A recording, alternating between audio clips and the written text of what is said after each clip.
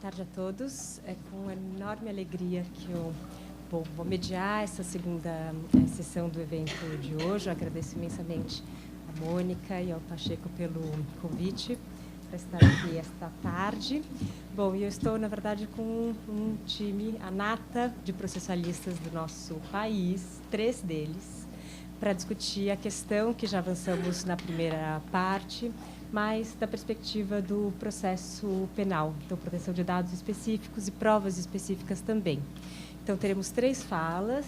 Vamos começar com o professor Badaró, em seguida fala a professora Marta e, por fim, a Denise. Bem, boa tarde a todos. Eu agradeço o convite. Eu pretendo falar alguns aspectos gerais sobre a investigação e o problema da proteção de dados, mas mais talvez uma constatação e uma inquietação do que eu sinto na atividade do dia a dia. Eu sou advogado, advogo na área criminal, advogo na área de criminal com problema tanto envolvendo crimes de internet quanto situações em que os dados disponíveis na internet são utilizados em investigações dos mais diversos crimes e dos mais variados crimes. E uma primeira constatação é que essa nova quantidade de dados que tem disponível, eu acho que isso atinge a todos, né? Vi o final da discussão sobre proteção dos dados dos senhores, é que há uma crença, às vezes, porque você vê coisas tão rudimentares em termos de deixar rastro, para usar uma linguagem antiga, de que muita gente ainda que senta atrás da máquina e acha que porque está atrás da máquina ele está muito mais protegido, está muito mais escondido e ninguém sabe quem ele é. Então, hoje, a investigação criminal ela tem um arsenal de dados para ela trabalhar em cima desses dados que antigamente era inimaginável. E isso faz com que seja possível a utilização de novas técnicas que muitas vezes não têm acompanhado a velocidade dessas mudanças. Eu acho que deve ter certas situações ou certos aspectos que sequer chegaram a haver um momento que se tornaram uma fonte de investigação, porque a técnica investigativa ela está tão atrasada que, quando se pensa em conseguir atingir aquela forma de investigação, aquilo já não é mais uma forma importante de se investigar. Por outro lado, é interessante como, em crimes que não têm nenhuma relação com esse aspecto, dados pessoais acabam sendo utilizados e dados extraídos de rede de computadores. Eu me lembro um caso, talvez os senhores se lembrem, de um promotor de justiça que foi acusado de um crime, se não me engano, foi num Réveillon, em alguma cidade de praia, não me lembro agora, saiu uma discussão e ele acabou atirando em alguém e, salvo o melhor juízo, a pessoa veio a falecer. E, na defesa dele, quer dizer, habilmente, o advogado dele entrou no Orkut, era a época do Orkut ainda, e verificando os interesses da vítima, ele procurou demonstrar que a vítima era uma pessoa agressiva, que gostava de jiu-jitsu, etc. E é claro que daí você pega esses dados e aí cada um vai extrapolar, né, dentro dos estereótipos que for mais conveniente para a investigação ou para a defesa. E isso foi tratado para traçar um perfil daquela vítima e tornar condizente uma resposta no sentido de que, bom, ele agiu em legítima defesa, tá vendo? Olha, não era uma pessoa calminha, quietinha, que tem esse tipo de situações. E outras séries de dados hoje são investigados em crimes comuns. Hoje, quer dizer, não é raro quando você tem, por exemplo, um crime de trânsito, não se faz isso em todo mundo, mas se levantar as multas de trânsito, ver se a pessoa tem muita multa por excesso de velocidade, claro que quando interessa isso é fácil. Quando foi o filho do Ike Batista lá, no dia seguinte estava todo mundo sabendo quantos pontos ele tinha na carteira, que estava com a carteira suspensa, se tinha multa por excesso de velocidade. Então, hoje, a investigação ela tem, nesses dados, elementos não só para investigar o crime em si, mas muitos dados para investigar, vamos chamar assim, o perfil do suspeito, o perfil do criminoso e como isso, às vezes, pode levar a um direcionamento equivocado. Por outro lado, nem sempre, aqui, imagino que sejam todos os operadores, estão acostumados a trabalhar com essa quantidade de dados, com esse manancial de dados. E talvez quem tenha algum costume, hoje em dia, tenha uma impossibilidade física se não usar ferramentas adequadas para o tratamento desses dados. Eu trabalho num caso envolvendo um banco, e houve uma apreensão informal, né, um espelhamento do conteúdo dos e-mails de todos os diretores do banco que foram trocados num período grande de mais de um ano, e a Polícia Federal falou, está aqui, está disponibilizado para você 8 gigas de informação. Aí o juiz, bonzinho, deu 5 dias para a gente analisar aquilo. Quer dizer, não sei em que mundo ele vive. Então, hoje, quer dizer, hoje você tem já, inclusive, empresas especializadas no mercado de auxílio a litígios, quer dizer, empresas de tratamento de dados, de tecnologia de informação, porque senão você não consegue trabalhar. Você não consegue produzir a prova, a prova de investigação acusatória, ele tem lá, às vezes, 1 ano tocando aquele inquérito, ele tem como tratar com isso. A defesa, você abre 10 dias para a resposta, isso é humanamente impossível.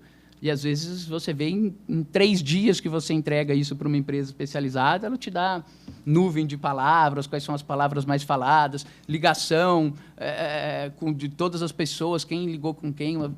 Uma vez, com esse tratamento de dados, se percebeu claramente o foco da polícia que estava numa pessoa errada. Quem a polícia colocava como grande chefe, que era o centro, que todas as ordens partiam dele, que tudo saía dele, que ele era o centro das atenções, quando se começou a fazer um tratamento, não era nem qualitativo, porque não envolvia o conteúdo da mensagem.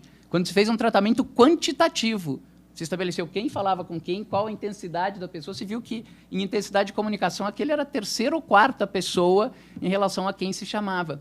E o curioso é, às vezes, como esse aspecto até visual de como você trata os dados, principalmente acho que para o juiz, para um leigo, aquilo pesa muito. Às vezes você poderia gastar 10 páginas tentando explicar por que ele não era o líder da organização, aí você coloca numa página o esquema gráfico lá mostrando as comunicações entre as pessoas, e aqueles dados são trabalhados de maneira eficiente.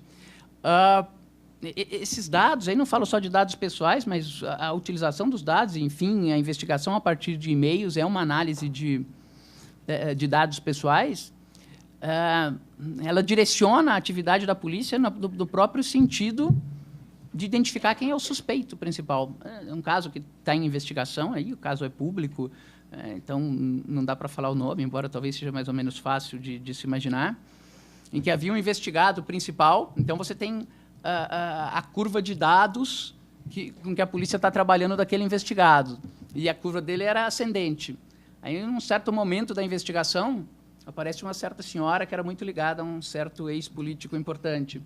E aí você vê, a partir do momento que a mídia noticia o envolvimento daquela pessoa, a curva de dados de investigação da polícia se invertendo completamente. Quer dizer, como você não tem tempo humanamente para tratar todos aqueles dados, só isso muda o enfoque. O volume hoje que nós trabalhamos com dados de interceptação telefônica, de conteúdo de interceptação telefônica, de conteúdo de interceptação telemática e de e-mails, é tão grande que não dá tempo para você analisar tudo. Então, você usa essas amostragens. E, às vezes, esses dados são extremamente eficientes para mostrar certas situações. Né? Estou falando aqui como defensor, então, talvez o uso do cachimbo faz a boca torta. Mas eu já trabalhei em casos em que, por exemplo, a pessoa ficou 2 meses com e-mail interceptado. E teve um período de 10 dias em que não constava nenhum e-mail. Quer dizer, isso eu acho que é absolutamente impossível no dia de hoje acontecer. Qualquer pessoa que exerça qualquer cargo administrativo em qualquer empresa, é impossível que ela passe 10 dias sem receber ou sem enviar um e-mail. Quer dizer, bom, mesmo que ela esteja no leito de morte lá e não mande e-mail para ninguém, ela vai estar recebendo e-mail. Então, você chega a uma conclusão. Foi manipulado aquilo. Você pode até não saber quem manipulou, como manipulou. Acho muito difícil você fazer uma manipulação para inserção de dados, mas fazer uma manipulação para deletar dados que não são convenientes, que apareçam na investigação, isso é perfeitamente possível. Então, nós estamos entrando definitivamente com esse aspecto dos dados numa outra era de investigação, e isso coincide com outro aspecto, porque esses dados, aparentemente, eles dão uma segurança inicial, né, por ser algo aparentemente objetivo, que uma investigação tradicional não tinha. Você começava uma investigação, ouvia uma testemunha, ouvia outra, eu acho que ela está mentindo, eu acho que aquela está falando a verdade, então ficava, eu acho que ele é culpado, eu acho que ele é inocente. Hoje, essa hiperaceleração da sociedade, ela chega à demanda da resposta também pela investigação. E cada vez nós queremos investigações mais rápidas, que deem resultado mais cedo. E, para isso, esse tipo de informação do trabalho desses dados é perfeito. Os senhores vejam como a mídia se delicia quando ela pega alguns desses dados no curso de uma investigação. Isso gera um pré-julgamento de uma forma antecipada, muito intensa, né? Se consegue, através de medidas cautelares, obtenção desses dados de trocas de e-mails, quando não se tem conteúdo de telefone ainda, mas você tem o que a gente chama de bilhetagem, que é quem ligou para quem, que hora, qual o tempo de informação. Você tem, no caso de telefone celular, dados das herbes que foram conectadas, então você descobre onde a pessoa está. Hoje, qualquer investigação, se tiver um pouquinho de sorte que o carro tem algum rastreador de satélite, de seguradora, você pega aquele dado, isso foi usado, por exemplo, no caso dos Nardoni, a tese deles de que haveria uma outra pessoa, pelo menos pelo que eu acompanhei na imprensa, ela foi descartada, porque o promotor no júri fez uma linha do tempo, e que ele usou basicamente para fazer a linha do tempo, desde a hora que eles chegaram na garagem, foram os dados do sistema de rastreamento do veículo. Então, isso gera, já no primeiro momento da investigação, uma saciedade de, falamos assim, descobrimos o culpado. Quando você está numa fase investigativa. E depois o processo vira uma mera homologação daquilo. É muito difícil.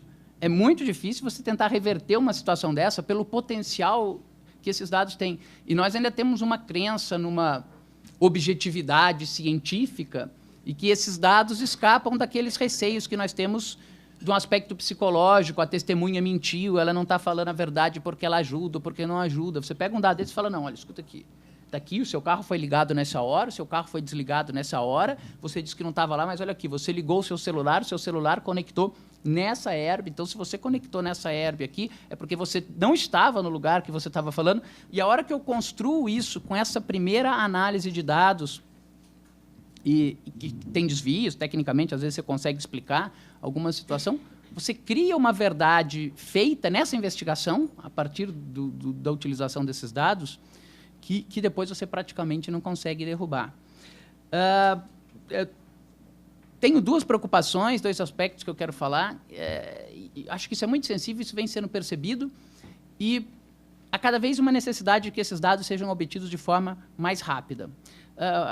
Foi muito interessante o debate anterior, a parte que eu assisti, sobre a questão dos simples dados pessoais, né?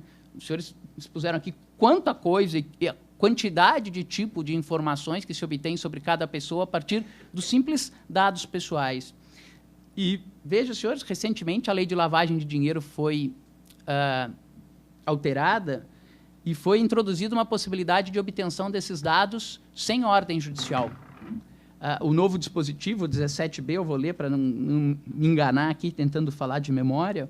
A autoridade policial e o Ministério Público terão acessos exclusivamente aos dados cadastrais do investigado, como se fosse pouca coisa, exclusivamente aos dados cadastrais, que informam qualificação pessoal, filiação e endereço, independentemente de autorização judicial, mantidos pela Justiça Eleitoral, pelas empresas telefônicas, pelas instituições financeiras, pelos provedores de internet, pelas administradoras de cartão de crédito. Quer dizer, dados cadastrais, é que muitas vezes o que esses dados transmitem são conteúdos muito importantes. Quer dizer, imagino que esses órgãos agora vão ter uma necessidade muito grande de fazer uma filtragem do que é cadastral e provavelmente você vai começar a ter um monte de demanda, a autoridade policial e o Ministério Público falando, não, isso aqui você não está me dando, mas não preciso de ordem judicial. E esses órgãos falam, não, você está ultrapassando o que é conteúdo cadastral. Quer dizer, por exemplo, eu queria saber qual a senha de acesso é um dado cadastral. eu querer saber qual o IP que a pessoa estava utilizando quando ela mandou uma determinada mensagem, quando isso é um dado cadastral. Então, o sistema está sentindo essa necessidade de cada vez obter isso mais rápido. E isso aqui o que eu sinto é uma clara tentativa de superar obstáculos de decisão judicial. Então, o sistema tenta aperfeiçoar a investigação, e nada contra aperfeiçoar a investigação, mas esses limites estão cada vez mais tênues. E meia dúzia desses dados obtidos aqui, você cria uma verdade inicial, né, uma verdade provisória, se é que a gente pode usar essa expressão, mas que depois você não consegue mais reverter. E dentro do que foi dito aqui, quer dizer, será que todo mundo sabe disso? Será que todo mundo sabe disso hoje? Será que hoje todo mundo sabe que qualquer agente policial pode obter todos esses dados cadastrais até hoje, até pouco tempo atrás, e quando não é crime de lavagem de dinheiro, na própria ordem judicial eles pedem, né? Quer dizer, pedem que autorize a ter acesso ao banco de dados da operadora de telefonia, que autorize... Havia um certo controle de ordens judiciais. E o volume que isso é trabalhado é um volume tão grande que, às vezes, você vê situações de linhas telefônicas que ficaram interceptadas, e aí sim, aí é possível. 2 meses que não estava mais sendo utilizado, porque, claro, o criminoso que está usando a linha telefônica, ele fica trocando toda hora, ele não vai ficar muito tempo com o mesmo número, e ninguém nem percebeu que aquela linha está utilizada, que não estava sendo utilizada e continua pedindo a prorrogação. O que eu tô querendo dizer é... acho que hoje o volume de informação é muito grande, as informações estão disponíveis muito facilmente, muito facilmente. Essas informações permitem uma série de inferências ou uma série de construções. Com meia dúzia dessas de informações, o fulano está lá na capa da Veja como criminoso e, se ele conseguir uma defesa extremamente efetiva, 6 anos depois ele é absolvido, aí sai lá no Datas, lá, aquela notinha assim, no dia tanto do tanto, fulano foi absolvido da acusação e o estrago está feito. E o estrago está feito porque depois aquela foto dele na capa, ainda, sempre quando falarem dele, vai sair aquela foto na capa da pessoa lá, como criminoso, como não sei o quê. Então, isso é terrível. Hoje, eu tenho clientes em situações, por exemplo, de habeas corpus, em que, muitas vezes, dependendo do tipo de situação, principalmente quando a acusação é grave, o cliente reluta em entrar com habeas corpus porque ele sabe que aquilo vai ficar na internet. Eu tive um cliente que eram 2 operadores de mercado, e um nascido em Israel e outro nascido na Bulgária. Eu falo isso porque eles tinham nomes e sobrenomes, obviamente, bastante peculiares. Se eu ainda conjugar o nome dos 2... E um dia eles me procuraram aterrorizados porque eles falaram, a gente começou a perceber que os nossos negócios estavam emperrando.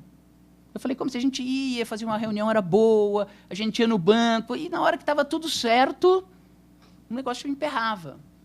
Aí eles falaram, mas e daí? Eles falaram, a gente pegou o nosso nome, os 2 juntos, deu um Google no nosso nome, e o que aparecia lá, segunda coisa, uma página do acórdão do Tribunal Regional Federal.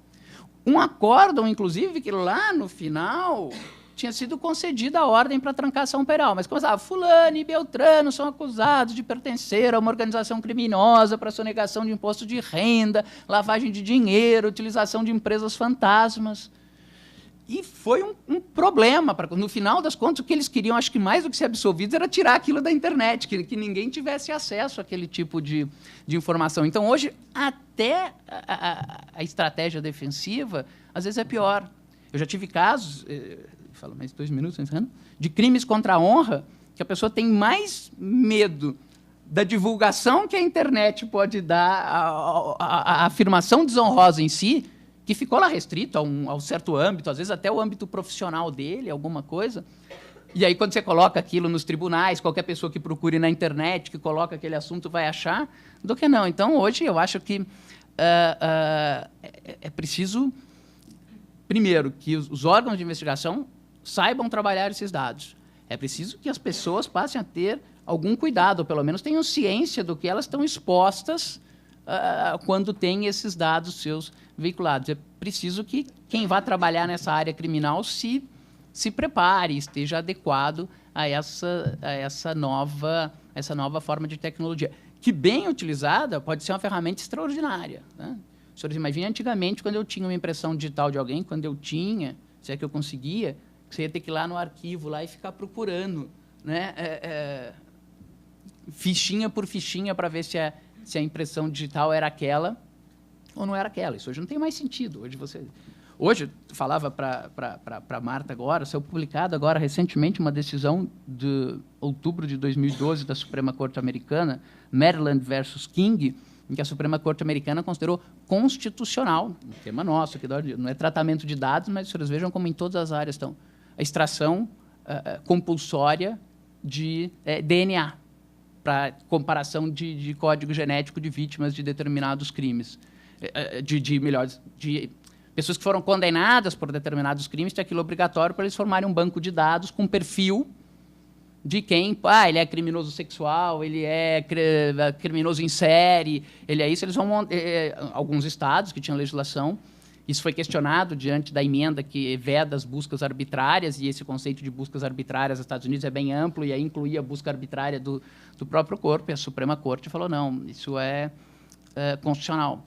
O Tribunal Europeu de Direitos Humanos vem entendendo, em relação à legislação de alguns países, que também prevê extração compulsória de DNA, que isso é compatível com a garantia da intimidade.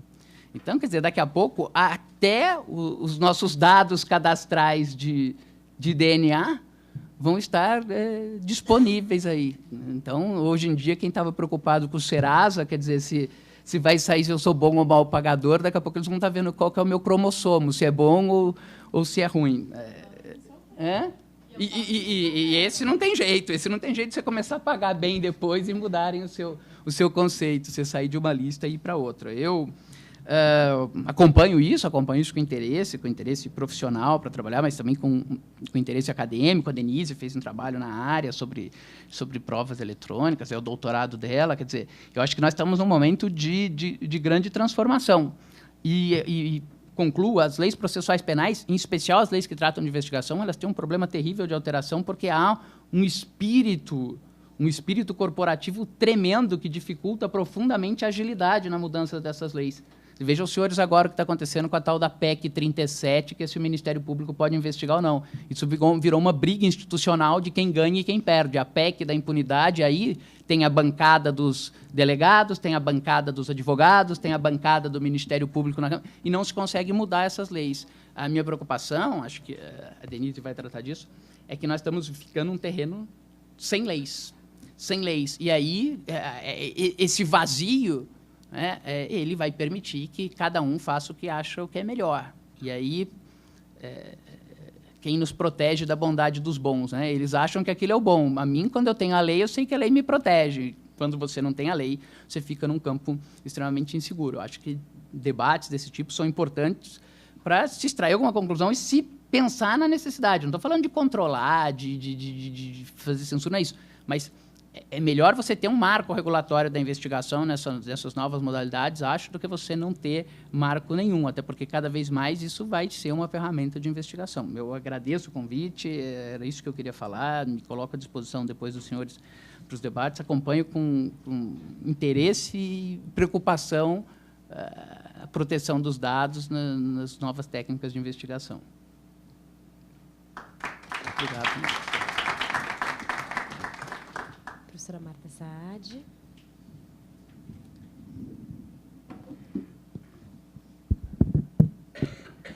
Bom, eu queria, antes de tudo, agradecer o convite que foi formulado pela Mônica, o Alexandre e a Maíra, parabenizar a GV, porque é sempre o centro pioneiro desse tipo de discussão, é aqui que o palco desse tipo de discussão aparece.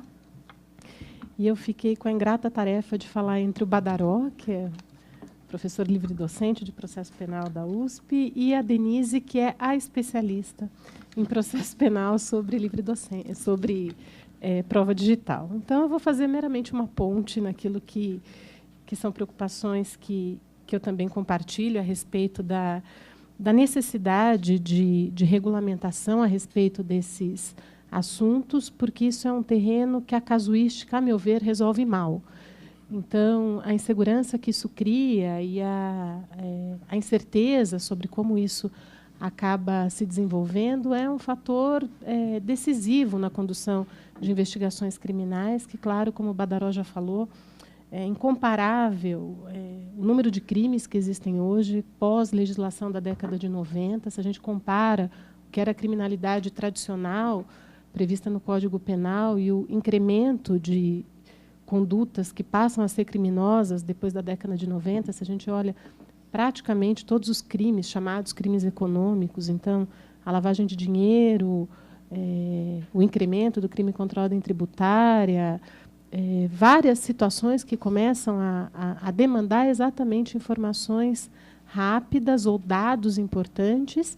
E eu lembraria aqui que isso não é só de pessoa física, né? A gente tende a imaginar que intimidade e vida privada é algo que diz unicamente com pessoa física, mas até o nosso Código Civil afirma que esses direitos da personalidade se estendem também às pessoas jurídicas. Isso, então, é um ponto particularmente sensível da investigação.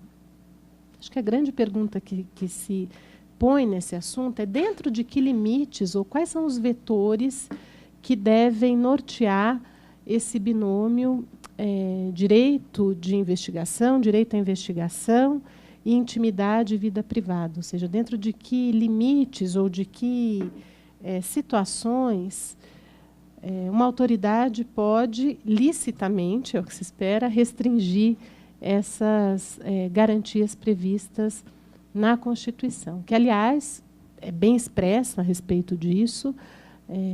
Tinha alguém que falou aqui um pouco antes, a gente estava até brincando a respeito a quem interessa a intimidade. Nós, do processo penal, acho que acreditamos que é algo que interessa a todos e a cada um, não é? E a gente estava brincando que, naquela situação, né, Badaró, a gente ficava meio fora das 3 hipóteses e a gente se sentia alguém que, de fato, tem interesse na tutela da intimidade. E a Constituição, então, tem 2 incisos que dizem, no artigo 5º, bem de perto com a questão, aliás, textualmente, sobre a intimidade. O artigo 5º, inciso 10, fala da inviolabilidade da intimidade, vida privada, honra, imagem, assegurado o direito à indenização pelo dano material ou moral decorrente da violação. Isso é importantíssimo no processo penal, a questão até do direito à imagem. E o artigo 5º, inciso 12, que eu acho que é o que a Denise vai tratar mais, que é a questão da inviolabilidade do sigilo da correspondência, das comunicações telegráficas, dados e comunicações telefônicas, salvo, no último caso, por ordem judicial, nas hipóteses e na forma que a lei estabelecer para fins de investigação criminal ou instrução processual penal. Ou seja, bem delimitado o momento, o tipo de processo, o tipo de causa que permite a violação da intimidade.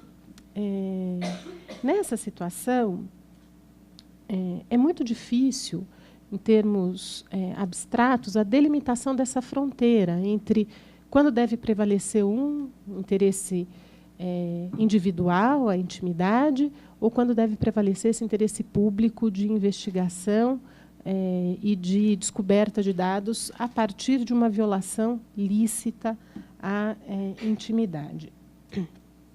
Se, por um lado, existe essa chave, que na faculdade existe até uma linha de investigação que se chama eficiência e garantismo, se a eficiência pensa nessa ideia de um interesse público, de fortalecimento dos meios investigativos, de busca de dados, que procura investigar velhos e esses novos crimes também, com uma suposta ideia de uma pretensão, de uma defesa coletiva. De outro lado, existe também a ideia de um garantismo, a partir desse rol extenso dado pela Constituição, de que as garantias ou as exceções às garantias constitucionais precisam ser interpretadas de uma maneira cada vez mais restritiva. E, dentro disso, dessa ideia, eu elegi aqui, na verdade, 2 modalidades de meio de obtenção de prova que têm uma regulamentação legal e que encontram decisões judiciais que, infelizmente, quer dizer, procuram alargar as hipóteses que estavam originalmente previstas em lei. A primeira delas é a questão do sigilo financeiro. Ele enfim, faz parte da ideia da intimidade da vida privada, a ideia de que as instituições financeiras exatamente têm como um dos do seu fundamento de existência, a guarda da intimidade sobre aquele que confia seus dados a uma instituição financeira. E a Lei Complementar 105, ela cria uma série de permissões de troca de informações que, de alguma maneira, eu não diria que viola, mas que esgarça essa ideia da intimidade. Então, no processo penal, as comunicações compulsórias que são feitas pelo Banco Central, pela Comissão de Valores Imobiliários, a CVM, a respeito de operações taxadas de suspeitas, leva à instauração de investigações criminais que, muitas vezes, os delegados tão pouco sabem o que estão investigando, né? A chamada investigação pela operação suspeita. E, dentro daquilo, entra uma série de coisas que, às vezes, mal têm relevância para o sistema penal. É claro que a ideia de que o sigilo financeiro, de que os dados que são ali protegidos, muitas vezes contém informações importantes para a apuração de crimes, notadamente do crime de lavagem de dinheiro, do crime contra a ordem econômica, do crime de evasão de divisas, claro, dos crimes previstos na 7492, é óbvio que, em algum momento, eles precisam ser incorporados no processo penal, e a questão é de que maneira isso deveria ser feito. Houve, inclusive, uma discussão no sentido de que se pode o Ministério Público, se o Ministério Público recebe a informação sem nada fazer, porque a informação vem de ofício desses órgãos que monitoram o sistema financeiro, pode, como ele é o destinatário disso, ele também pode, numa via de mão dupla, ele próprio requisitar essas informações. É uma questão que foi levantada pelo Ministério Público há um tempo atrás, e que, de alguma maneira, ficou como uma questão prejudicada no julgamento da Ação Penal 470, do caso do mensalão, mas é uma questão que se põe a respeito dessa situação. E, quando se determina, então, a quebra do sigilo financeiro, se afasta, primeiro, o sigilo e a autoridade que conduz o caso, com autorização judicial, se apossa de dados que eram até então sigilosos, né? Uma outra dúvida que surgiu a respeito disso, isso já superado pela jurisprudência, é se poderia a comissão parlamentar de inquérito, hoje já mais em desuso, mas se a gente olhar para 5, 6 anos atrás, as comissões eram bastante ativas, as comissões parlamentares de inquérito também se arvoravam o direito de ter essa mesma prerrogativa judicial de requerer ou de requisitar provas de instituições financeiras, dados de instituições financeiras. E daí também, em relação a isso, é curioso verificar que a lei ela trata, de alguma maneira, dessas duas chaves que eu falei, da eficiência, da necessidade da investigação, da agilidade da investigação, mas com respeito à ideia da intimidade. Então, como que ela faz isso? Quando ela vai falar da necessidade, ela vai se reportar algumas expressões, como, por exemplo, que haja fortes e veementes indícios da existência do crime e da autoria, de que haja fundadas razões, de que haja causa provável, elementos mínimos, indícios de que o fato seja delituoso. Mas, ao mesmo tempo, isso só pode acontecer se houver um esgotamento dos meios ordinários para a obtenção daquela prova, ou seja, ela passa a ser uma prova subsidiária, uma prova que não pode ser a primeira a ser tomada no curso daquele processo. Essa é a ideia da lei. E também alguma ideia de proporcionalidade, ou seja, se determinado lapso de tempo está sendo investigado, você não pode fazer uma devassa sobre os dados bancários daquela pessoa, sobre um período que não estaria sob investigação de atos supostamente ilícitos. A lei traz isso, quer dizer, traz a ideia de reserva de jurisdição, que me parece bastante importante, me preocupam a inovação da lei de lavagem de dinheiro, que trata os dados como meros dados, né? Essa ideia do meramente, do simplesmente, como algo pequeno. Então, me parece importante nessas situações a reserva de jurisdição, ou seja, que isso passe por um controle judicial. É sempre com alegria que a gente vê decisões que indeferem esse tipo de prova, né? Que essa decisão seja motivada, ou seja, que esses requisitos estabelecidos pela lei sejam apontados pelo juiz concretamente, que ele mostre a necessidade, a existência material do fato, os indícios de autoria, e que haja uma proporcionalidade, ou seja, que ele não invoque critérios genéricos ou indiscriminados para a determinação desse tipo de prova. Isso é importante em relação ao sigilo, mas é curioso como, talvez até pela maior incidência da questão de outra prova que eu gostaria de falar agora, que é a interceptação telefônica, como isso acabou sendo construído e, de alguma maneira, relativizado pela jurisprudência. Também, em relação à interceptação telefônica, é óbvio que essa é uma prova, um meio de prova que escancara a intimidade, a vida privada da pessoa submetida à interceptação. E também, em relação a isso, a lei que cuida da interceptação procura também criar critérios para que esse tipo de prova, que, de novo, é restritivo de uma garantia declarada na Constituição, para que ela seja também usada de uma maneira mais criteriosa. E daí, de igual maneira, a lei fala sobre indícios razoáveis como um critério, sobre a necessidade de que o fato seja típico, de que o fato seja criminoso, que a interceptação seja imprescindível para a obtenção daquela prova, e fixa um prazo de 15 dias, prorrogáveis por mais 15, que, por construção jurisprudencial, vem sendo prorrogado quase que indefinidamente, por meio da inclusão de novas linhas. É fato notório que existe muita interceptação telefônica em curso, dados, inclusive, disponíveis do número de linhas, a telefonia móvel, claro, muito mais interceptada do que a telefonia fixa. Um caso interessante a respeito da questão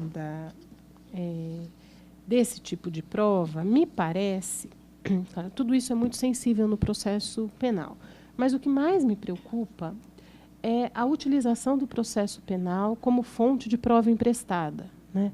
Porque tudo isso tem palco no processo penal para apuração de uma situação que é grave, de uma situação que é o maior ilícito que a gente tem, que é um ilícito criminal, justificada de uma maneira bastante excepcional, e como isso pode, de alguma maneira, ser compartilhado com as outras esferas de apuração daquela mesma infração. Então, pode acontecer de um crime, de uma situação de apuração, por exemplo, de um crime de corrupção, ao mesmo tempo o sujeito tem um processo administrativo que visa a exoneração. Compartilhamento de provas me parece bastante perigoso. Da mesma maneira, a questão dos crimes contra a ordem econômica, a apuração de uma formação de cartel, e não é raro que isso aconteça, ou seja, se usa um mecanismo do processo penal que permite, por exemplo, uma busca e apreensão rápida e tudo mais. Isso é feito e depois é compartilhado com os órgãos de administração. Então, eu vejo com preocupação, primeiro, a questão de se excluir a reserva de jurisdição nesses casos que digam com a intimidade e vida privada.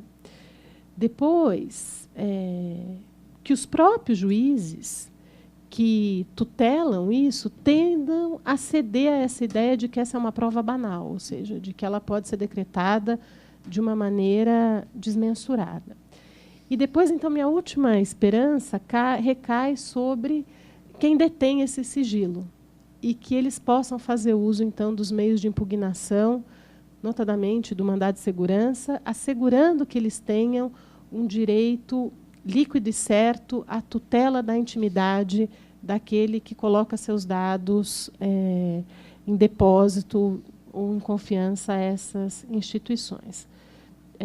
Então, eu acho que isso passa por uma questão, primeiro, do legislativo, da fixação de critérios restritivos para o uso dessas informações.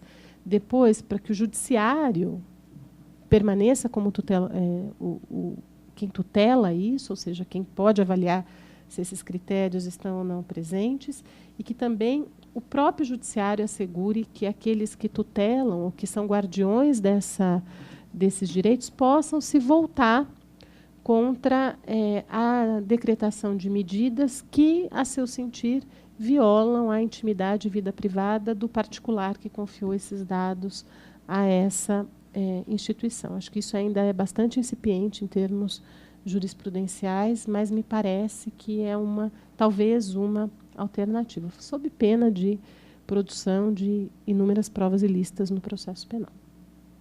Acho que era isso, rapidamente.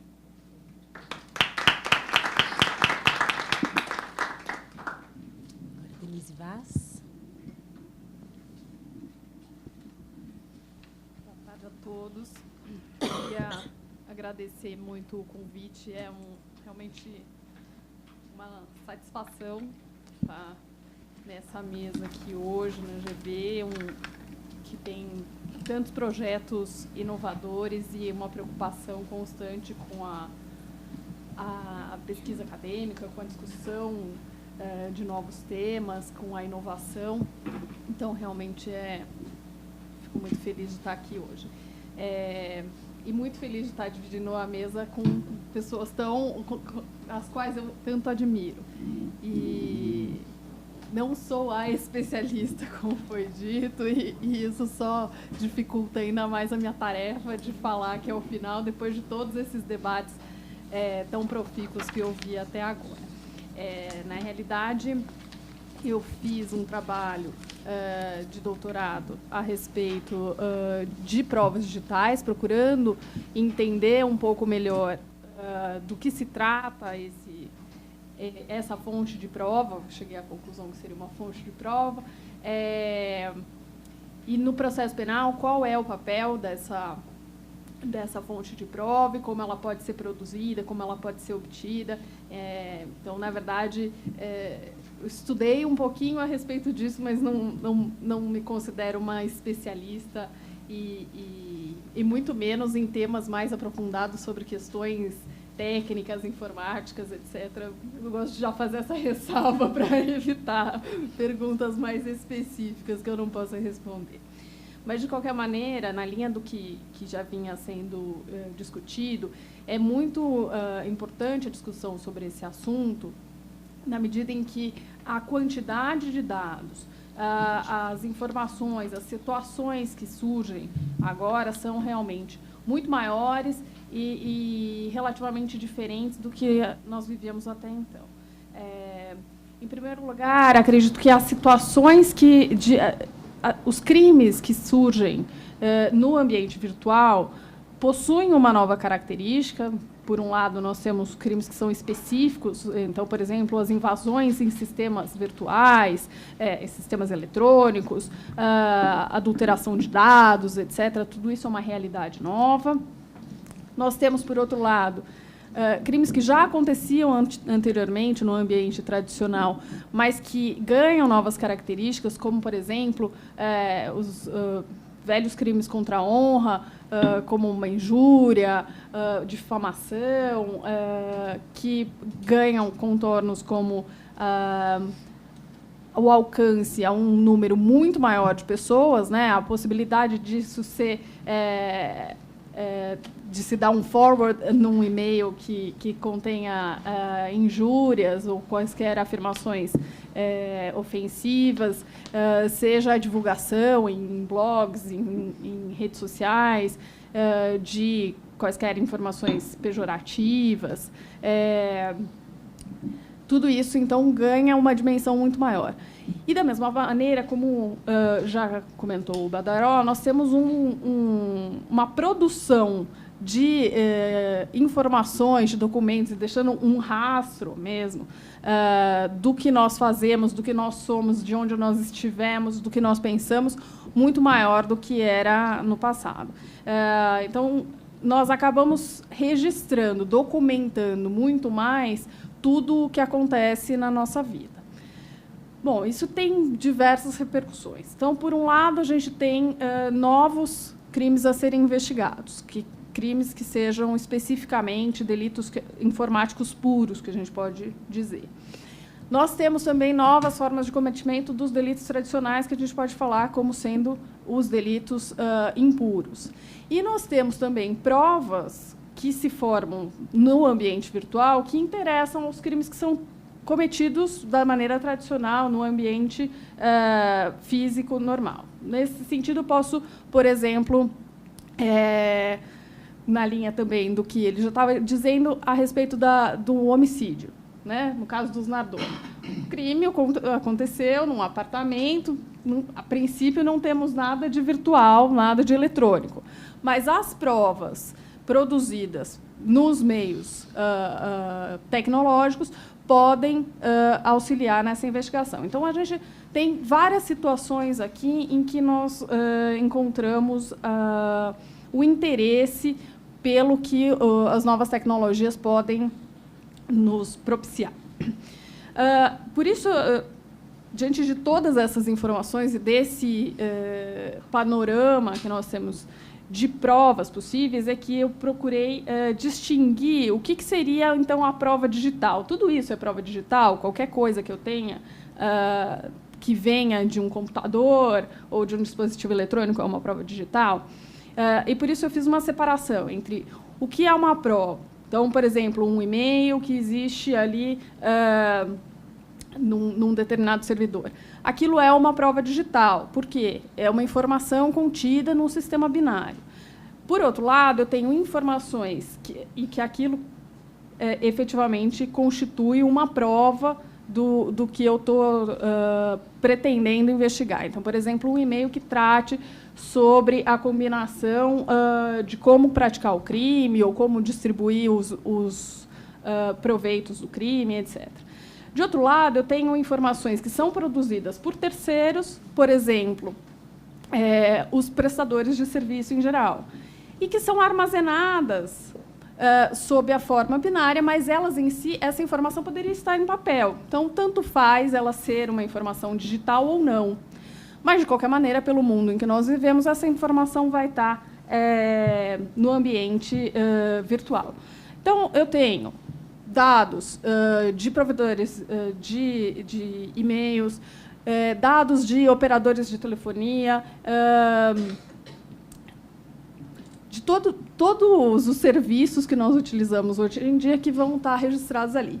E dados bancários, em grande medida. Todas as operações que são feitas, as movimentações financeiras, tudo isso vai estar nesse ambiente. Muito bem, a partir daí, então, eu tenho informações que estão armazenadas em prestadores de serviço em geral, que vão ser de interesse da investigação criminal. De que maneira isso é regulado? De maneira geral, isso não é regulado. Né? E esse é o grande problema que nós enfrentamos hoje em dia. E, principalmente, sobre dois aspectos. A prova criminal depende, em grande medida, da normatização, da regulamentação, seja para que eu saiba concretamente de que maneira aquilo vai se realizar, que eu estou escolhendo uma maneira que é eficaz para o resultado que está sendo buscado, que ela vai ser produzida em contraditório, com a possibilidade de participação de todos os interessados, atendendo o devido processo legal. Então, a previsão de um procedimento é necessário sob esse ponto de vista, e sob o ponto de vista de se limitar tanto a forma de produção, mas se limitar essa prova. Qual vai ser a prova admitida? Quais são os limites do que eu posso buscar? E, nesse momento, acho que é importante essa discussão justamente sobre esses limites. Na medida em que eu não tenho, atualmente, qualquer critério para obtenção, seja do cadastro, seja dos dados básicos, que é nome, CPF, filiação, endereço, tudo isso, em nenhum lugar está descrito exatamente quais são os dados cadastrais, e quais deles podem ser obtidos livremente, ou quais deles precisam de autorização judicial, ou etc., a não ser essa disposição específica da lei de lavagem, que é muito restrita ainda, me parece, sejam os acessos que a pessoa faz a um serviço de e-mail, a um serviço, os downloads que sejam feitos em um site, um blog, os acessos em redes sociais, as conexões de serviços telefônicos, das operadoras de telefonia. Então, são muitos dados para serem acessados. Além disso, tem todos os dados que são armazenados pelas próprias pessoas, nos seus computadores pessoais, nos dispositivos eletrônicos, todos que elas portam hoje em dia. Então, na linha do que vinha sendo discutido no painel anterior, nós temos aí uma quantidade imensa de informações que dizem respeito a todos os âmbitos, seja o profissional, o pessoal, as crenças religiosas, as participações políticas, tudo isso vai estar englobado ali nesses dados que a pessoa vai manter, seja com ela mesma, né, num dispositivo eletrônico, seja em algum prestador de serviço, e esses dados todos conjugados vão levar à formação de opiniões a respeito dessa pessoa, vão revelar dados que são da sua intimidade, da sua privacidade. E tanto é que, hoje em dia, se discute, na Europa se desenvolve a ideia de domicílio virtual, porque nós temos a previsão na Constituição da inviolabilidade do domicílio, a não ser em caso de flagrante ou mediante ordem judicial, de dia, etc. Mas, em relação ao domicílio virtual, onde pode ser que eu tenha muito mais informações, que talvez me afete muito mais, nós não temos nenhuma regulamentação específica. E que isso acaba começando a surgir como um direito aí a ser contemplado. Nós temos também todas as situações de sigilos profissionais, de sigilos, seja o sigilo médico, seja o sigilo do advogado, e aí o sigilo financeiro entra também nessa questão, que vão ser outros limites que vão se impor na obtenção dessas informações. Então, o que eu dizia era, nós temos uma quantidade imensa de dados dos mais diferentes possíveis, que tem relevância tanto para quem os possui quanto para terceiros, seja para investigação criminal, seja para particulares, e que eu não tenho uma regulamentação sobre quais são os dados que podem ser obtidos, quais são os limites, quais são os dados que não podem ser obtidos, de que forma eles podem ser obtidos, e a questão das autoridades públicas. Então, nós estamos discutindo aí a questão da possibilidade do Ministério Público e da Polícia obterem dados cadastrais relacionados a crimes da lei de lavagem, diretamente. Mas, da Constituição, embora nós só tenhamos a disposição expressa sobre a interceptação telefônica, na verdade, né, no inciso 12 do artigo 5º, para a investigação criminal sob ordem judicial, de uma maneira geral, a Constituição prevê a reserva de jurisdição para a restrição dos direitos individuais. Na verdade, existe uma certa discussão sobre os direitos serem absolutos ou não, até com relação aos dados que estão ali na primeira parte do inciso 12, né, como o inciso 12 fala em viabilidade das comunicações. Alguém tem o artigo aí certinho?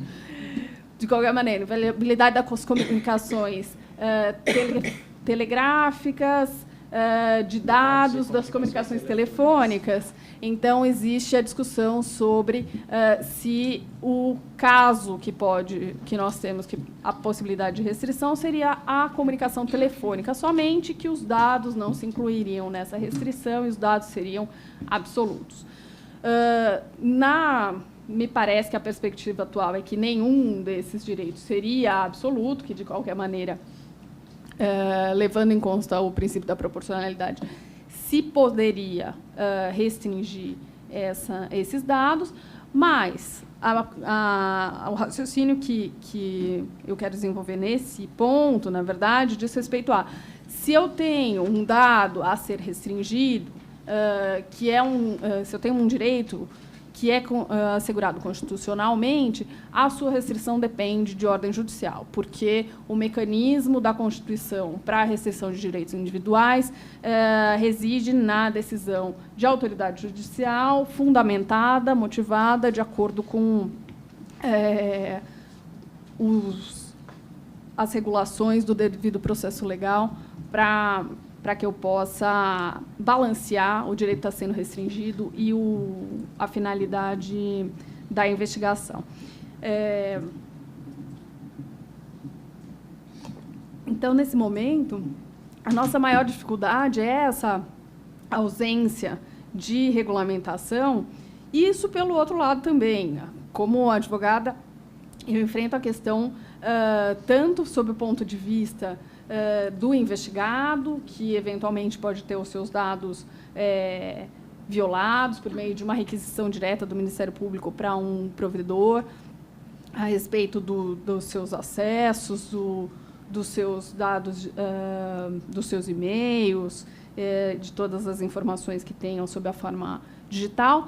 Assim também, quando nós estamos representando a vítima e temos a necessidade de produzir a prova e estamos em busca da informação, a falta de regulamentação nos deixa também muito fragilizados, na medida em que não sabemos quais provas, de que maneira nós podemos obter essa prova, se elas não vão ser consideradas ilícitas no futuro, e todo esforço vai ser em vão. Então, essa preocupação que surge da eficiência do garantismo, né? Então, de conseguir que o processo penal atinja os seus objetivos, de busca da verdade, de aplicação da lei penal com eficiência, não no sentido de condenações, mas de realmente resolução dos casos. E, por outro lado, mediante o respeito aos direitos individuais, isso passa necessariamente pela regulamentação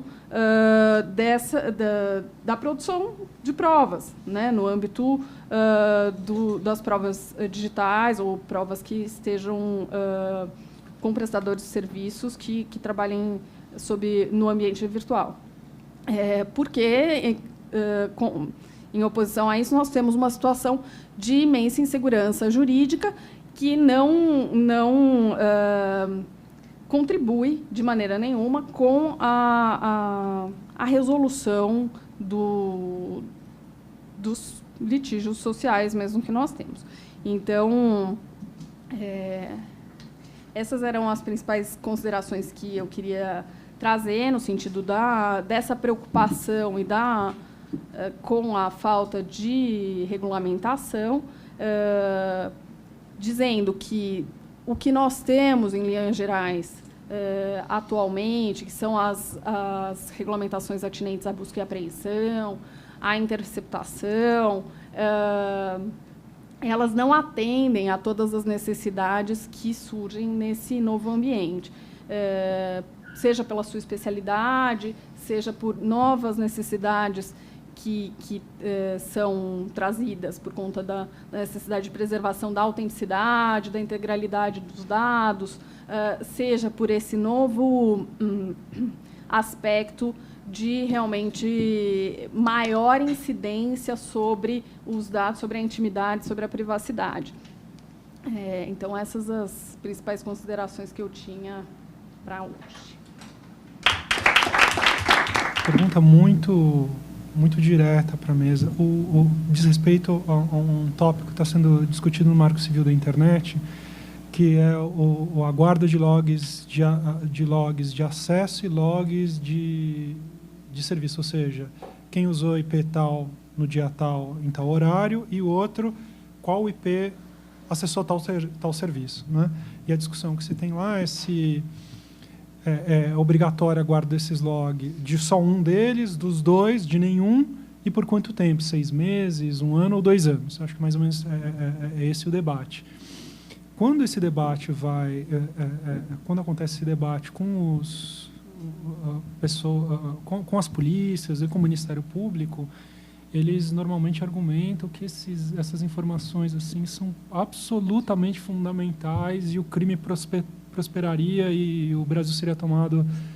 A minha pergunta muito concreta de vocês que têm conhecimento de muitos processos penais, se essas informações são assim tão fundamentais para a investigação e qual vocês acham que seria pensando, por outro lado, equilibrando isso com o direito de proteção à privacidade, qual seria o ponto de equilíbrio adequado, o que deveria ser exigido, seja dos provedores de serviço quanto dos provedores de acesso, quanto tempo de guarda desses logs, se é que alguma?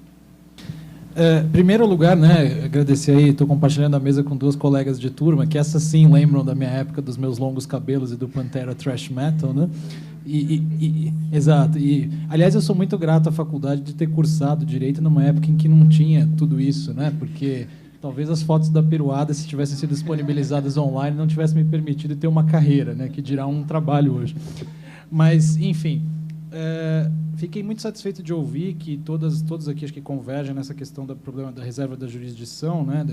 Eu queria dizer que, do ponto de vista empresarial, né? Do ponto de vista do Google, e das outras empresas também, de uma maneira geral, mas só tenho mandato para falar por eles, né, pelo Google, essa insegurança jurídica traz muita dificuldade para a gente também. Nossa diretora jurídica, Fabiana, ela tem aí uns 20 processos penais nas costas de autoridades indignadas que querem que os dados sejam fornecidos sob pena de crime de desobediência, e o nosso argumento existe a reserva de jurisdição, são direitos constitucionalmente protegidos, exatamente como a Denise defendeu. E, por sinal, Denise, quando você falava, eu achei a versão simplificada da sua tese aqui no banco de dados da USP, né? Eu vi que você está com a tese completa aí, né? A gente, quando defende tese, carrega ela para cima e para baixo, daquele orgulho, eu sei como é. E eu queria saber, eu vi que na tese você menciona uma sugestão de normatização, né? Depois eu queria até saber o que você sugere, etc, etc. Mas eu queria alertar para outra coisa, que entra na minha pergunta específica, né? Como aproximar o garantismo que vocês estão trazendo aqui, que é essa preocupação com a reserva de jurisdição, com o equilíbrio, etc., etc., mas no âmbito de quem legisla?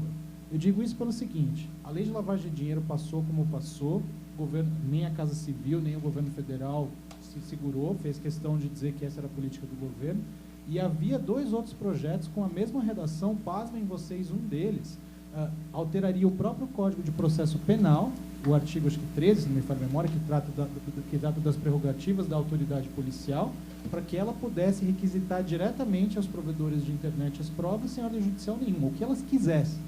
Felizmente, o projeto foi arquivado, mas projeto arquivado no Congresso não significa grande coisa, porque na próxima legislatura ele pode ser desarquivado. Então, me parece que tem uma distância grande entre o que o Congresso tem feito, que é o meu dia a dia, o que eu acompanho hoje em dia, e o que a doutrina recomenda, a própria jurisprudência tem recomendado. Então, minha provocação e pergunta é: como vocês veem possível aproximar aquilo que parece haver um consenso do que o Congresso faz, né? Enfim, aqui no debate, vocês falaram bastante que existe um vácuo, uma falta de regulamentação. Então, as minhas 2 perguntas, na verdade, é uma só. Na verdade, a tecnologia ela caminha de uma maneira mais dinâmica do que essa implementação de regulamentação ou legislação. E aí, eu queria saber o quanto vocês acham que a lei deve sempre correr atrás da tecnologia ou procurar regulamentar tudo que a tecnologia desenvolve. E aí eu entro na questão dos logs, né? Por exemplo, com a implementação do IPv6, o que eu tenho ouvido assim, nos debates é que a guarda de logs, a questão da guarda de logs no Marco Civil já estaria defasada. E aí eu também ouvi uma questão de que o judiciário deveria exercer uma certa tutela. Só que eu venho de uma área de estudos de direitos autorais e um pouco mais agora privacidade e liberdade de expressão, em que as decisões tomadas pelos judiciários tendem a ser mais conservadoras, né, em relação, ou tendem a optar pela censura. Então, eu gostaria de ouvir vocês se o judiciário estaria preparado, né, em termos técnicos, para exercer essa tutela, né? Bem, vou tentar comentar um pouquinho de cada coisa. Eu tenho me preocupado até dentro do que a Maíra falou, quer dizer, se o judiciário for tentar correr atrás de toda nova tecnologia, primeiro, se o legislador for tentar correr atrás de toda nova tecnologia, ele nunca vai conseguir ter essa resposta. Veja que o Tribunal Europeu de Direitos Humanos trabalha com todas as tecnologias a partir da Convenção Europeia, que é de 1950 e que assegura a intimidade. Então, eu acho que, sem ignorar a importância das novas tecnologias, nós temos que partir de um princípio de neutralidade tecnológica. A importância é definir qual o conteúdo daquele direito deve ser assegurado. É claro que quanto mais eu tenho outros meios tecnológicos, mais criam facilidades de acesso, mas o importante é você definir aquele núcleo. Por exemplo, dados cadastrais, pode. O quanto do dinheiro que eu transfiro na minha conta, isso não pode, mas saber quem é meu pai, minha mãe, qual é meu endereço, pode. Agora, como que eu vou acessar isso? Seja para a internet, seja mandando um ofício de papel para o banco me respondendo de papel. A Maíra deu exemplo da jurisprudência suíça, como acesso à internet. Isso é o que você pega na RT, que ela já faz dos processos de dados sigilosos. Quando ela publica um acordo RT lá de papel, ela põe o nome 3 pontinhos. Quando não é, ela coloca o nome inteiro da pessoa. Então, eu acho que, às vezes, a mudança da tecnologia faz isso, que a gente fique tentando correr atrás da tecnologia, quando a gente esquece de tentar definir a essência do direito à intimidade, o direito à privacidade e marcos para essa situação. Quantos anos que dá para guardar? Na lei de lavagem, a Receita Federal foi obrigada a guardar por 5 anos os dados de transmissão. E eu acho que aí é um ponto técnico, quer dizer, aí a capacidade, e imagino eu, certamente seria um custo que vai ser repassado para o usuário. Quer dizer, ninguém almoça de graça, alguém vai pagar a conta. Se você falar, vocês vão ter que guardar por 20 anos. Ele fala, para a gente guardar por 20 anos, a gente vai ter um custo X, vamos repartir esse custo entre todo mundo que vai utilizar. Eu acho que é uma questão técnica que você tem que chegar num meio termo. Porque nenhuma prova, e sobre os logs, nenhuma prova é relevante em si, ou impertinente por si só. Ela depende da natureza do caso. O que eu acho é que, na grande maioria dos crimes que são cometidos por meio da internet, e cada vez mais isso é frequente, porque cada vez mais a internet é utilizada como uma ferramenta do dia a dia, para esses crimes, esses dados são muito importantes. Costumam ser dados muito, não sozinhos, é claro, mas através dele você descobrir quem usou o computador. Não é seguro, porque alguém pode ter emprestado a senha para o outro, etc. Mas esses dados costumam ser relevantes. Só que a própria reserva de jurisdição daí para o acesso, uma coisa é quem vai ter que preservar o dado ou não por quanto tempo. Outra é como é que eu vou abrir a porta do cofre. Quem vai abrir a porta do cofre? Quer dizer, você tem que preservar os dados por X meses ou X anos. Agora, como que eu vou ter acesso ao dado? A grande virtude da reserva de jurisdição é que quem vai decidir está protegido por independência, tem imparcialidade, tem uma série de garantias. E a gente vê quando essa decisão está fora desse contexto, quer dizer, se é utilizado para fins políticos, para as mais variadas razões, quer dizer, a Receita tem o dado dela lá, mas um dia que eu quero saber quanto que o caseiro Francenildo recebeu ou não recebeu o dinheiro de ninguém, vai lá por quê? Porque é o chefe que está mandando, vai lá, pega o dado e me dá o dado aqui dele que eu quero ter esse dado. Quando você passa numa situação de reserva de jurisdição, você tem um filtro. E aí, talvez, com esse filtro, você possa até diminuir o período de tempo, porque você não vai ter que ter toda a informação de todo mundo. Agora, o que me preocupa, vai na linha da Maíra, acho que a gente tem que pensar na essência do direito. Porque a privacidade é discutida como direito há muito tempo, a intimidade, a honra é discutida como direito há muito tempo. A tecnologia facilita ou dificulta proteção ou transgressão desses direitos. É claro que a gente não pode esquecer o que a tecnologia fez, mas você tem que definir o núcleo daquele direito, mais do que a tecnologia que pode violá-lo ou não. Essa é a minha forma de pensar. Eu concordo com o Gustavo nos pontos que ele falou, também da minha experiência. E é curioso, porque eu acho que eu tenho mais experiência nessas situações de importância de log e tudo mais, quando a gente advoga para a vítima, né? E isso acaba sendo, normalmente, uma prova bastante importante mesmo. E eu lembrei de outro ponto que eu tenho enfrentado também, que é uma questão daí de defesa, que é o seguinte: vocês sabem que não pode haver investigação criminal a partir de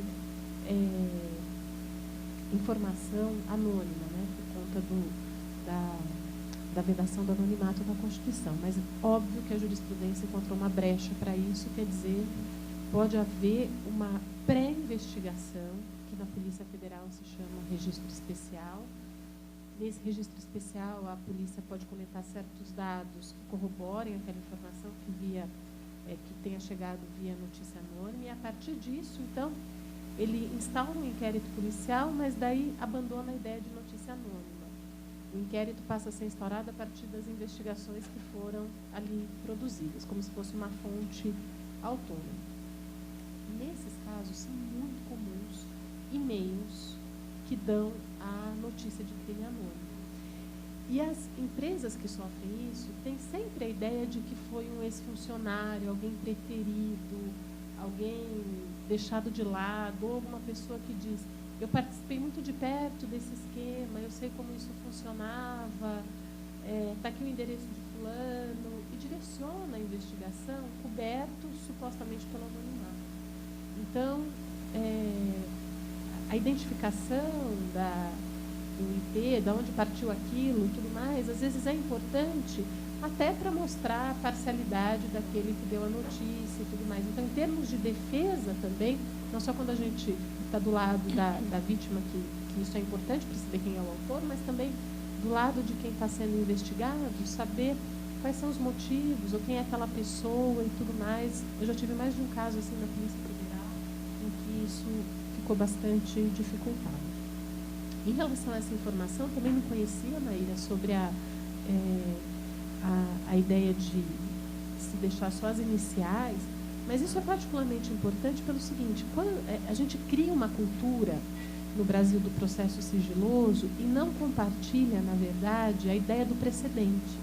Então, a gente nunca sabe o que aconteceu com outra pessoa que passou pela mesma situação. Por quê? Porque o processo dela, onde houve quebra de qualquer coisa, do sigilo telefônico, do sigilo bancário, de uma busca e apreensão, aquele processo passa a ser sigiloso.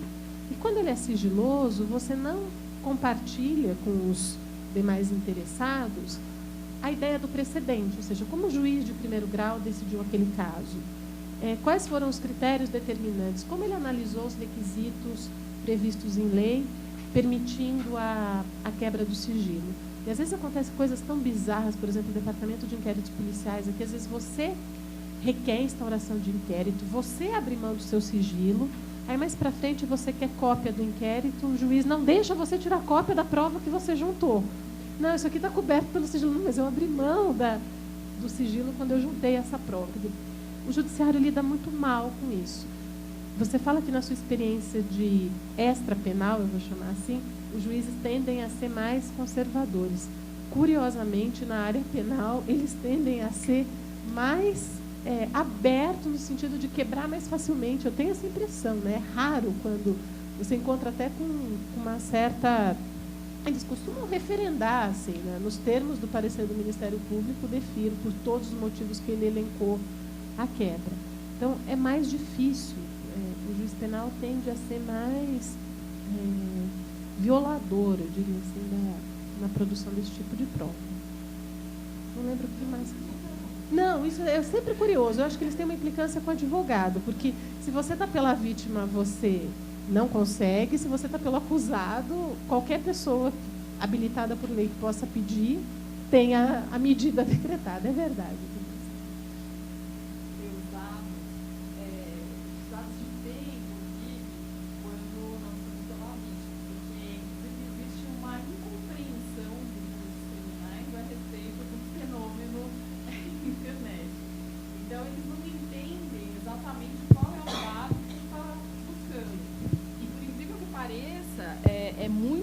Simples obter, por meio de uma medida cível, esse mesmo dado para depois subsidiar a investigação criminal.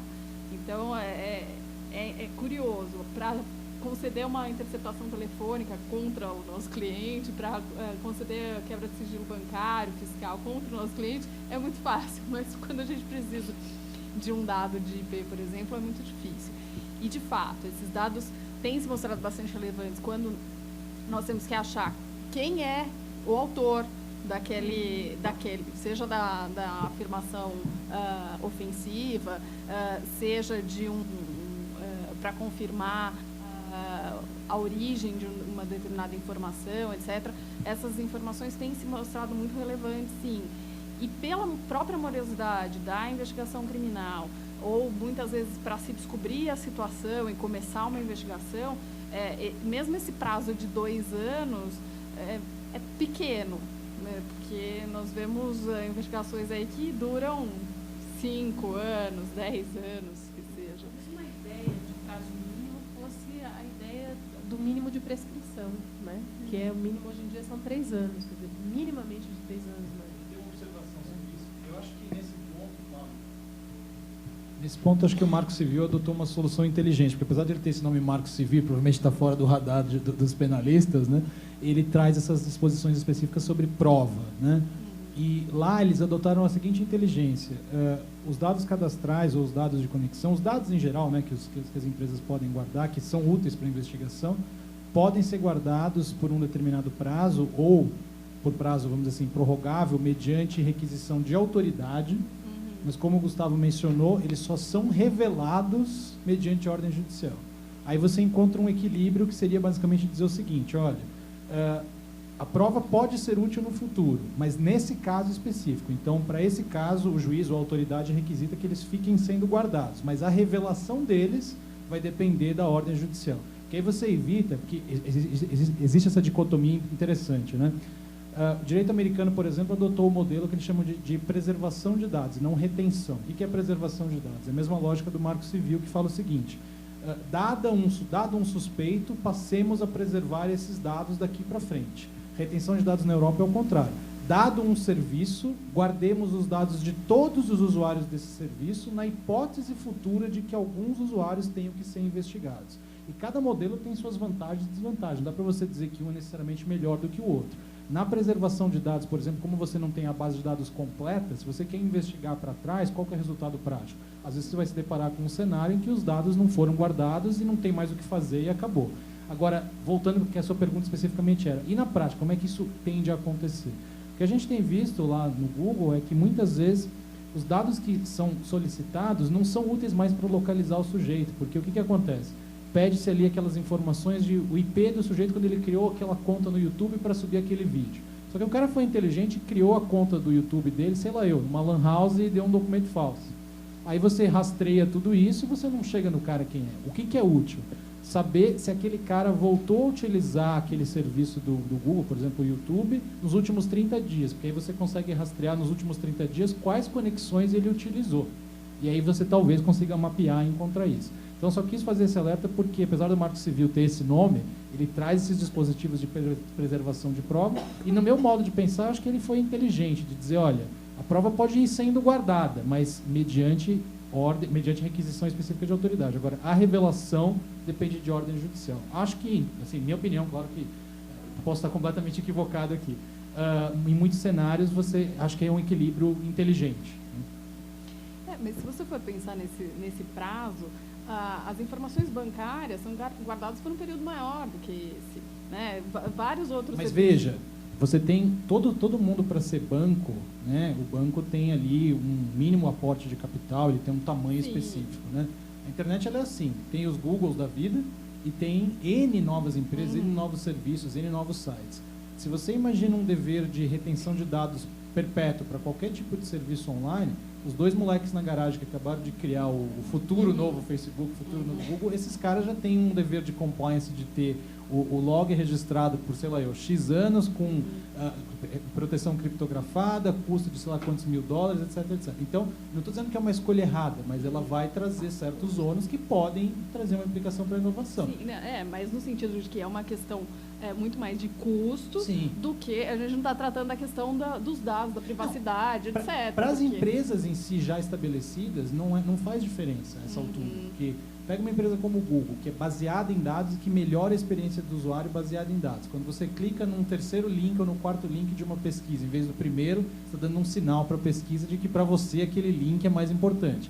Se uma base enorme de usuários, toda vez que faz uma determinada pesquisa, clica no quarto link e não no primeiro, o que os usuários estão dizendo para o Google? Que o quarto link é muito mais importante do que os outros. Qual que é o resultado prático? Uma hora essa ordem se altera.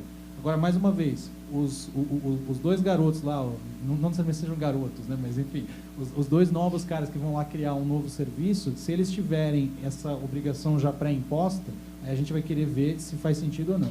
E aí que entra o problema da limitação da internet do ponto de vista legislativo. Vamos imaginar que o Brasil passasse uma lei ideal que falasse, não, tem mesmo que guardar dados, tem que fazer tudo isso, etc, etc. Qual vai ser o resultado prático? O cara empreende fora. Aí ele não está sujeito a essas regras. Então, não é simples, não é nem um pouco simples.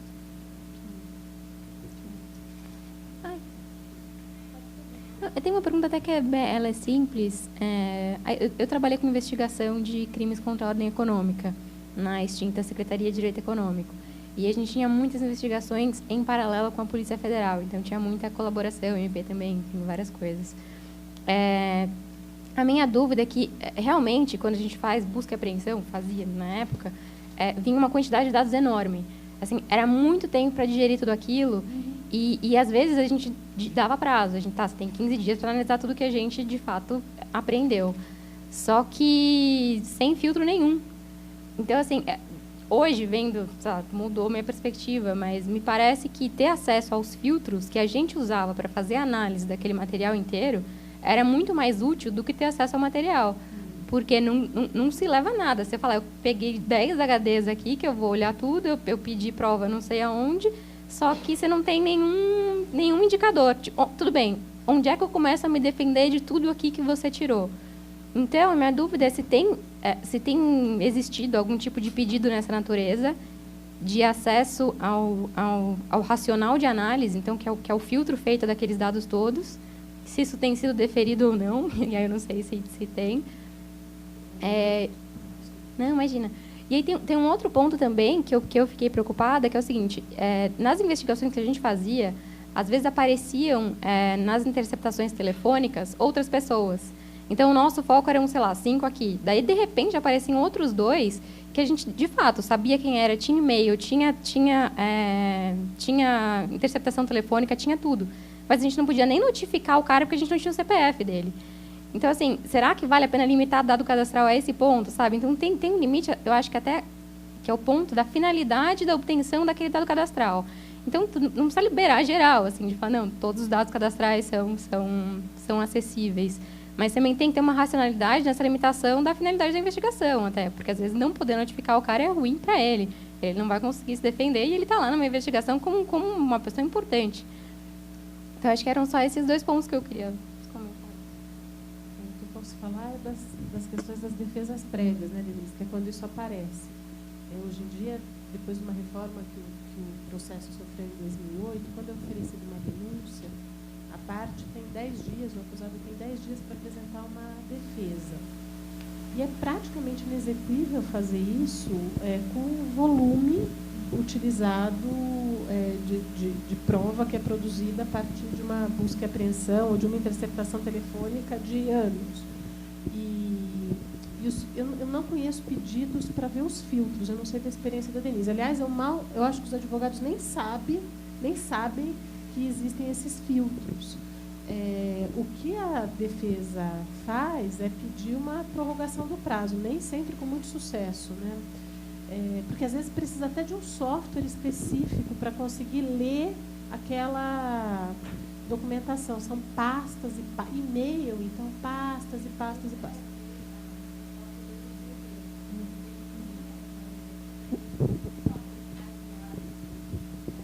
A quantidade de dados, mas para fazer filtros eficientes. Então, teve uma cooperação bastante forte nesse sentido de importar a tecnologia mesmo. E aí, realmente, ficou isolado. Os advogados não têm acesso não só ao sistema, mas à tecnologia. Então, talvez, e aí porque eu vejo que seria ineficiente garantir acesso aos dados, porque ninguém consegue ver nada ali. Então, sem extrair a inteligência, o cara não se defende, não tem o que fazer. E existe outro ponto importante aqui, que são as buscas desmedidas, né? De mandados genéricos que permitem a busca de tudo. Então, vai desde do caderninho da pessoa que tem os contatos, assim, do dia a dia da empresa e tudo mais, que ficam absolutamente inviáveis, né? Por conta dessa situação. Tinha outra coisa que eu não me lembro que você tinha perguntado disso. Do cadastro, esse é outro ponto, né? Isso no processo penal se chama encontro fortuito. Você está ouvindo uma pessoa, de repente aparece notícia de outra coisa. Em processo penal isso é um pouco delicado, porque assim a autorização é para ouvir fulano a respeito de tal coisa. Então, não, mas e se de repente o que você... do mesmo crime. Do mesmo crime. Bom, daí tudo bem. Mas é que às vezes a pessoa acaba descobrindo outras coisas. De repente você fala isso. Não só isso, né? Fazemos não só isso que você imaginava. Entendi. Que é o outro ponto também que mereceria, até pelo volume de dados que hoje em dia se trabalha, numa apreensão de um servidor, né? E que quando se aplicam esses filtros também, você acaba por encontrar outros dados, ou senão alguém tem uma ideia brilhante, mas será que esse cara faz mais isso? E resolve botar no filtro outra coisa que não tinha nada a ver com o que originalmente era. O que aí a gente vai discutir aí. Isso aí eu posso ou não posso? Então seria necessário também uma fixação de critérios para a utilização de informações sobre o encontro fortuito, que se propõe, em linhas gerais, que tenha alguma relação com o que estava sendo investigado, ou que seja um crime da mesma gravidade. Então, alguns critérios aí já foram mais ou menos sugeridos, né, em linhas gerais. Mas é outro ponto também que depende do entendimento caso a caso, que, mais uma vez, traz uma grande insegurança jurídica. Bom, vou falar rápido, que eu sei que a hora já está tarde, mas na exposição de vocês eu fiquei conversando muito aqui com o Denis e lembrando do trabalho que a gente apresentou no Prêmio do Marco Civil da Internet e Desenvolvimento, que foi um trabalho sobre como que os juízes brasileiros de segunda instância viam a questão da exibição de dados na esfera civil, em tribunais do país todo, né? E, na verdade, o título do trabalho é o direito de saber quem é. Então, se eles viam um direito nessas ações contra provedores de aplicação ou operadores de blocos de IP, se viam esse direito que é um direito, seriam em face dos usuários anônimos, né? Daqueles que utilizaram de um e-mail apócrifo, de um usuário, um perfil fake para, enfim, falar ou disseminar algum tipo de conteúdo que pode ter sido como lesivo.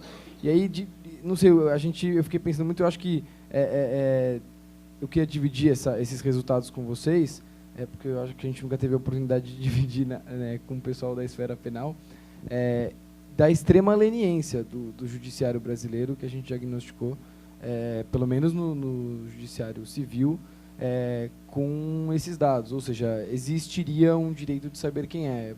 Em muitas poucas ações, eu não me lembro nem qual das centenas de acórdãos que a gente leu, que a gente conseguiu ver uma ponderação do motivo pelo qual aqueles dados estavam sendo pedidos. O dado era pedido e era entregue, quase como automático.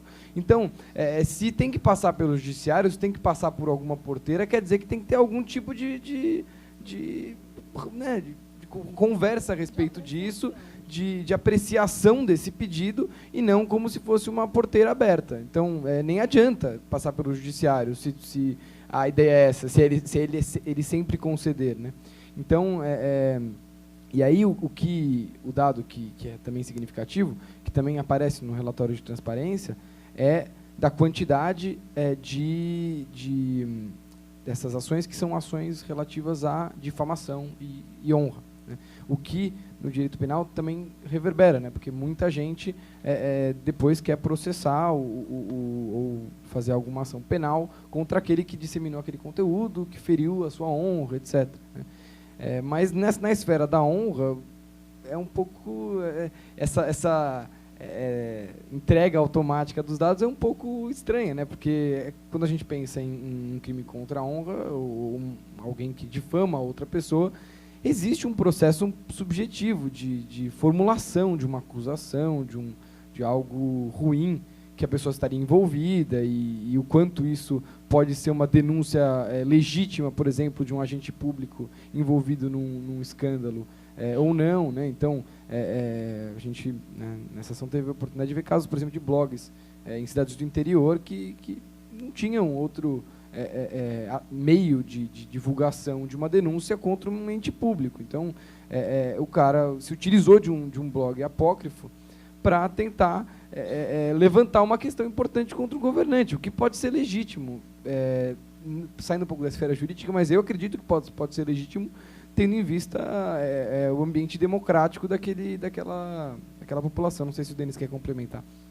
Não, só uma coisa interessante é que quando a gente começou a fazer a análise empírica, a gente acho que não esperava que fosse encontrar tantas decisões favoráveis. Então, o título do trabalho veio depois, e, na verdade, depois da análise dos dados, que a gente falou, nossa, então realmente a gente está quase identificando aqui um direito mesmo de saber quem é a outra pessoa, independentemente do conteúdo ou de uma análise um pouco mais detida do pedido que ela tenha feito. Um pouco isso. Eu faria 2 comentários, na verdade. Assim, por um lado, não necessariamente a detecção de uma falha na apreciação judicial significa que ela é dispensável, né? Eu acho que isso não prejudica tudo que foi dito a respeito da necessidade da apreciação judicial. De qualquer maneira, tem que estar formalmente em ordem, pelo menos uma petição inicial com uma história, né? E, por outro lado, na questão desse direito de saber quem é, e do debate democrático que estava sendo dito, mas, por outro lado, também nós temos a proibição do anonimato. Então, é democrático também saber quem é que está criticando e quais são os critérios, porque muitas vezes, até na linha do que a Marta falou, né, de eventualmente surge uma denúncia lá para a polícia e quando vai se ver era um ex-funcionário, etc. Eu também tive um caso que era na verdade era um cyberstalker que era enlouquecido e que criava fatos contra o cliente. Daí falou que ele praticava tráfico e corrupção de menores, etc., e estava a ponto de ter ali uma busca e apreensão, etc. e tal. E isso com base num e-mail ali que nada significava, que não identificava a pessoa. Então, essa questão também é muito complicada na medida em que o anonimato não pode servir de instrumento para que outros direitos sejam violados, né? Então, é preciso cuidado nessa análise dessa liberação dos dados, assim, que pode ter parecido tão pouco pensada, tão pouco apreciada, mas acho que a questão do anonimato, da vedação do anonimato, talvez pese nessas decisões. Eu lembrei de outra coisa agora que tem a ver com os dados do judiciário. Outro dia me aconteceu uma coisa muito curiosa, de uma pessoa que atua no mercado financeiro e, por conta de negócios e tudo mais, precisa reportar a sua situação quando vai entrar em algum negócio. E esse sujeito, quando tinha, sei lá, 19 anos, fez uma declaração falsa da cidade onde ele residia, porque o pai dele falou que ele deveria pagar pela própria autoescola, quando ele foi tirar a CNH, ele descobriu que a cidade vizinha tinha um preço melhor. Então ele fez uma declaração falsa que ele residia na outra cidade. E isso, assim, faz bastante tempo. Ele respondeu a um processo por falsidade, um processo no interior, teve suspensão do processo, o negócio foi deprecado para São Paulo, então primeiro foi deprecado para ele ser ouvido, depois foi deprecado pela suspensão. Mas um negócio assim, de 20 anos atrás. E daí ele foi participar de alguma coisa, não sei se foi uma licitação, quando a pessoa procurou no PJ São Paulo, achou lá 2 movimentos, 2 registros em nome dele aqui em São Paulo. Eu falei, meu Deus, o que é isso? Daí ele teve que prestar explicações, eram as precatórias.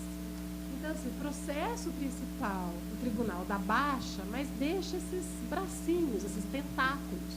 Então, um negócio que era de um passado, que já estaria coberto por tudo, né? Porque passou para a reabilitação, ele cumpriu tudo, não aparece mais nem no IRGD, que tem esses registros, mas apareciam as precatórias, e ele teve, quer dizer, o próprio tribunal lida mal com os próprios dados ou com aquilo que disponibiliza, né? É interessante isso. E os extremos, né?